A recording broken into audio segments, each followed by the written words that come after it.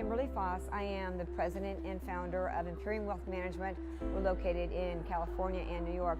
I wrote a book because I really wanted to share the experience of what I went through in 2008 as a female advisor and how we were servicing the needs of our clients through that transition time. When you're writing a book, there are so many challenges that you encounter. And I think the biggest one for me really was segmenting the time out to really focus on what it was that I wanted to write about. Each chapter I would have to basically, every Sunday would segment out after church 1 to 5 p.m.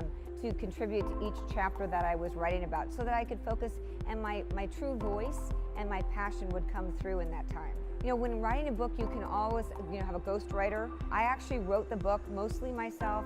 I had an editor as well, and that was helpful too because they were able to keep me on track. Otherwise, I'm not sure if I would have got it done in 18 months. It might have been 18 years. The name of my book is called Wealthy by Design, 5 Steps for Financial Security. And it really just depicts my upbringing. I wanted to communicate where I came from and why I have a passion for money, meaning that money is a choice. And if you have money, you have a choice. And if you don't, somebody else is going to make that choice for you. Growing up of a daughter of a carpenter and an Avon lady, and I was the youngest of 5 children, I had no choice in life. So I learned that money was really being able for me to be able to have a choice. And I wanted to intentionally be able to help communicate and educate my clients to be able to have a choice later in their lives. The book has helped with my advisory business tremendously, I would say. And I was blessed and lucky enough to hit the New York Times bestsellers list. So let me tell you, that was a cherry on top of the sundae. That's actually probably like 11 on my 10 bucket list in life. When I went to look about how I was going to produce this book and how I was going to publish it, I thought about the traditional method. I knew that took a long time.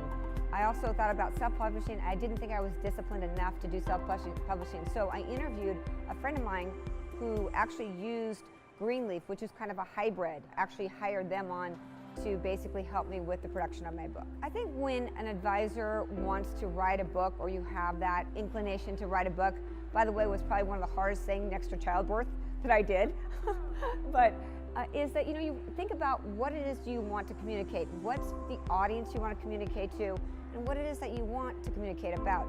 They joke about that, people write a book either for ego or for money, and it really, or is a combination thereof. You have to have a passion.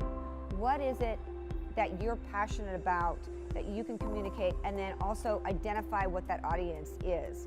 If you don't understand the end communicator, your book is going to be aimless and it's not going to be able to be directed. And when you go to market that book, you really need to have that focus niche so that you can actually market the book and it'll be successful in the long run.